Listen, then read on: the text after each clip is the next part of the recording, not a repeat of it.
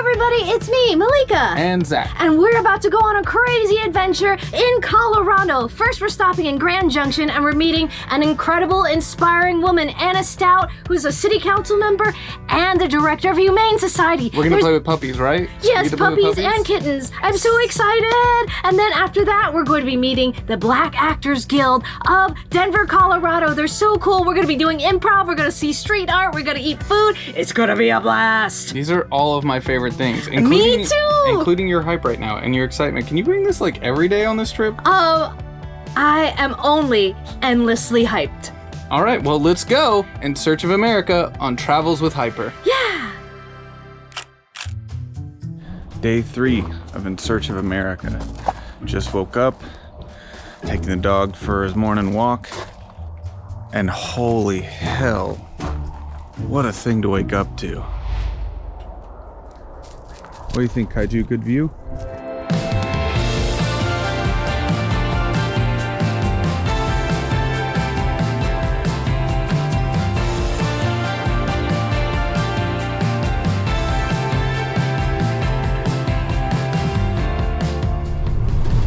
We're here. Welcome to Grand Junction. Yeah! So today we are headed to a Humane Society to meet the owner of the Humane Society, play with some puppies and some kitties. The owner of the Humane Society, she's also a councilwoman for the city, and she's going to talk to us about her wonderful city and what's going on and how this year has impacted them. I'm excited.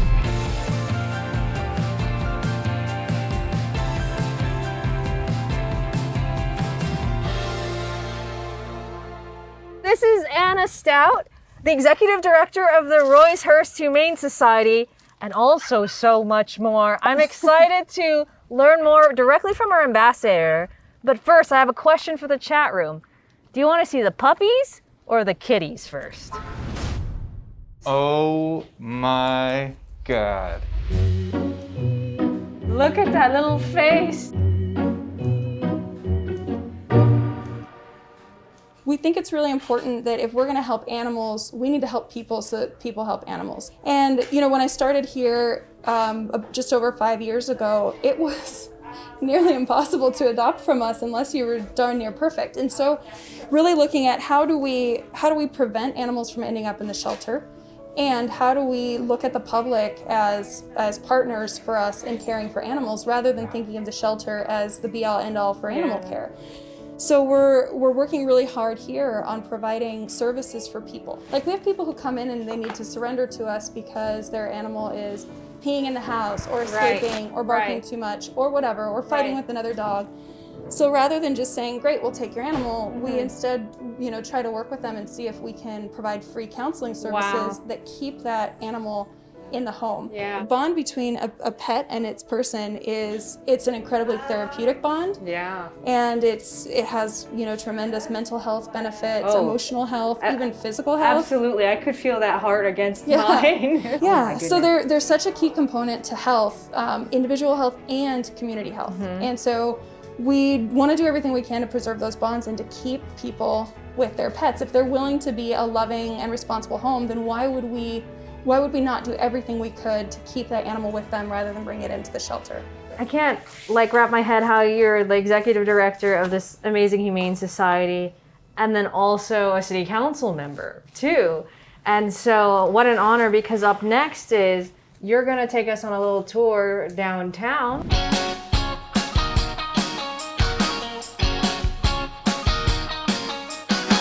We are now in the downtown area of Grand Junction, but why don't we start off by saying, what does it mean to be a council member in a city like Grand Junction? It's essentially a volunteer position. We get paid a very small stipend, a monthly stipend, but it's meant to be done in addition to our jobs. You know, it's something you do because you care about the community, not because you're making yourself rich or really climbing any kind of political ladder. My platform was being a voice for us. So, you know, when you look at our city council, you'll see that there's not a ton of diversity on it. There were 2 women on council, a 7-person council, nobody from the nonprofit sector, nobody who speaks Spanish. There was this broad, you know, many groups that I was able to actually be a voice for or be a conduit for. In the wake of George Floyd's killing, our constituents have been asking whether we're going to say something, and our mayor responded with a statement that was his, but it was not what I would have considered council statement, especially because we had not talked about what our statement would be. A couple of us suggested that we do a written statement instead. And he said, okay, just come prepared and we'll figure out what our statement on race is going to be. I left that meeting and I reached out to just a couple friends from our community of color that were there and that were present for that conversation, because if we as city council are going to make a statement about any group of people, Right. we should get their input. We need to know what they want to hear from us, Right. what they need to hear from us. A bunch of people came and spoke to council and really told us things that our community needed to hear. And we sat for over an hour listening to some heart-wrenching testimony from them about what they've experienced in this community and the fact that it's happening so that we can address it, because we can't address it if we don't acknowledge it. Right. So you can kind of see where that led to, which was an anger at the fact that they came to the pre-meeting, which is, again, a very public meeting. It caught me off guard because I don't know why we would be upset at our community for coming to voice something to us as their representatives that we needed to hear. And you said you even take this like thought process to your leadership role at the Humane Society. Absolutely. And the application process and how that has changed. Yeah. So we used to have when I started, it was like a 4 or 5 page application. Yeah. And then our staff would sit down and go through each application Yeah. and try to choose the best fit for that animal. Right. But when you looked at the criteria they were using for best fit, Right. we were looking for people who were, home all day and who had a large home and who Yep. had a bunch of money to take care of this Yep. pet. And that meant that we were actually disenfranchising people who had, who lived in apartments. And who lives in apartments? People tend to live in apartments, either are young college students or people who don't have the income to own a house. So Right. we were discriminating. They were trying to care the best they could for these animals, but we were doing it to the detriment of potential adopters. And animal welfare is this non-controversial, when it comes to, when we think of race and everything, it's not like law enforcement where Right. people feel really strongly about its role with equity and Right. stuff like that. People don't think about animal welfare as having anything to do with that, and we absolutely do. Yeah. It's a system, when you look across the animal welfare system, we are primarily white and we are primarily women. So all of those things and the relationship between income and race, income and disability, income and age, you can't, extract one from the other. So when we're talking about animal welfare, we can look at questions of equity, and it's a really great conversation to have with people because it inspires fewer visceral reactions than something like law enforcement or education. We were just talking about that earlier in the car about equity and equality. Yep. Can we get into that a little bit? Yeah, so equality is giving every student the same amount of time to take a test. Yeah. Equity is giving those students who need additional time or somebody to help read them the questions out loud or whatever accommodation they need, it's giving them that accommodation. If we give every student the exact same amount of time, that does not set every student up for success. So those are the two differences. We talk a lot about equality, but equality doesn't work without really taking into consideration that equity piece. And so that's all this task force is looking at, is where bias is filtering into our systems and making an unequal and an inequitable experience for people because of their age, their race, their gender, their sexual orientation, a disability. So that's what we're looking at, is all of those things. We did it. Day 3. Done. Sorry, I had something in my eye. We did it. Hey, we did it! Day Day 3. Travels with Hyper. In the can. in the bucket. We're Slam tired. dunk. We actually had less of a busy day today. Yeah. But I feel the most tired. I think But it just hit today, me. I felt like we fulfilled our mission as much as possible. Like, we did something fun, and we highlighted a local leader that was kicking ass in this city. The whole Humane Society was really great. They do a lot of good work and a good philosophy behind all of it.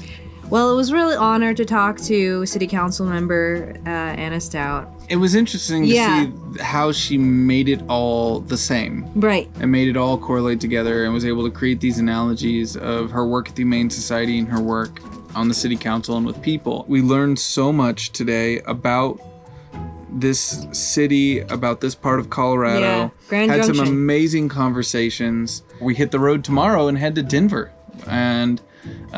We have a couple stops to make along the way, so we're gonna have to get out of here really early. And it's late, and I'm tired.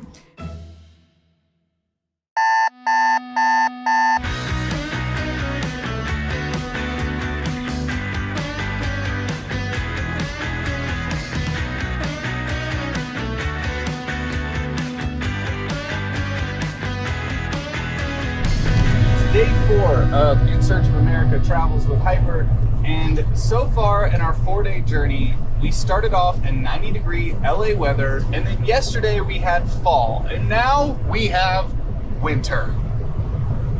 Hey everybody, what's up? We're in Denver, Colorado. That's right, we are meeting with the Black Actors Guild. They are our official ambassador for Denver, Colorado. I am so excited to meet them. Well, peace and greetings, y'all. We are just a small slice of the Black Actors Guild. I am Quinn. I am Franzo. And I am Ryan.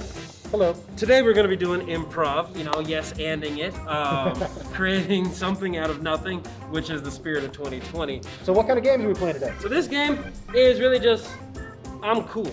And all it requires you is to believe that you are cool. The way it works is I ask Franzo, hey Franzo, how cool are you?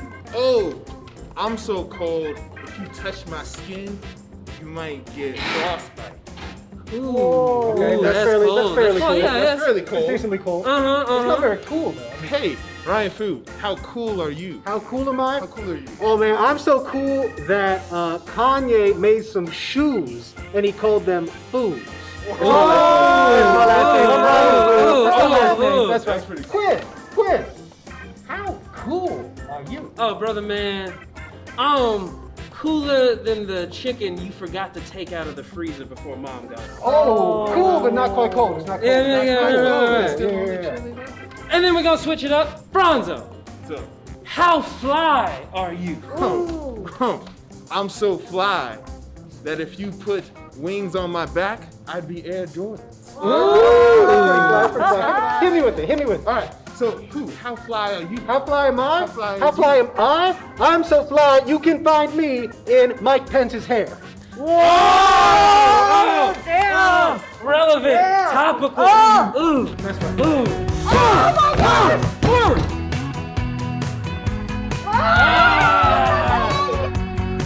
3, 2, 1, shoot!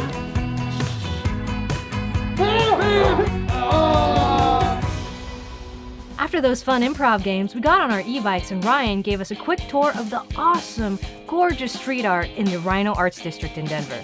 Then we grabbed some grub at crema because I'm always hungry, and we talked about how gentrification was changing the local community and what it's like to be an artist of color, for better or for worse. I think that in order to understand gentrification, you need to understand like redlining.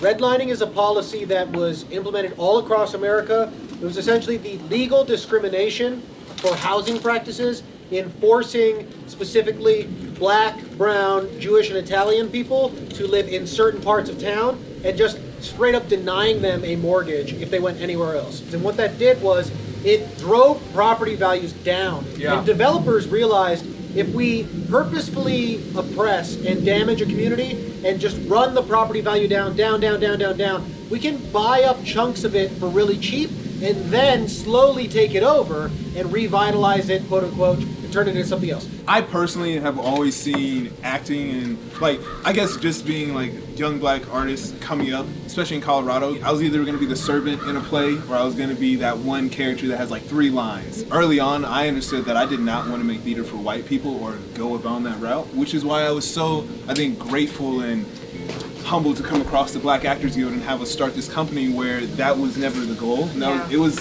hey, we have stories we want to tell and we have things we want to give and we want to give it to our community. So I think although we have had a majority white audience and they come out for us, our biggest thing is, hey, if we have this art that we can tell that is from our perspective, that tells the side of a POC or someone that is a BIPOC or someone from our community, then let's share it. And then whoever wants to listen, those are the people that we kind of bring around. Here, I'll call out the DCPA, our biggest arts institution here. They did Oklahoma, but they made the cast Black. And it's cool, but it's not really digging at the root of what needs to be discussed. it's a step in the right direction, but it's kind of missing the point. We don't want more people of color in stories. We want more people of color stories.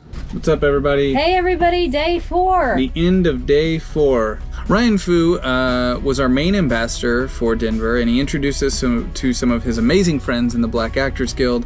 And we started off by Malika doing some improv classes. Did I do okay? You did great. You know that I'm like an octopus. Yeah. I'm just a soft, Gumby octopus. We learned in wrestling that you are just Gumby. And we had a really amazing discussion with them about their community, about what it means to be performers in Denver. I thought that was really enlightening. I feel like I learned a lot about them and the area. So it was really cool. It was really, really great. Thank you for joining us for In Search of America Travels with Hyper. Make sure to like, subscribe, comment. Remember, if you're watching this on YouTube, you can head over to Twitch, check out the VODs. You'll find the link to the VOD for the content that we're talking about today in the description, and you can watch everything. Use the hashtag Travels with Hyper on Twitter, ask us questions, tell us what your favorite parts of these journeys are so far. We might still be on the road by the time you watch this. So, See ya. bye. Bye.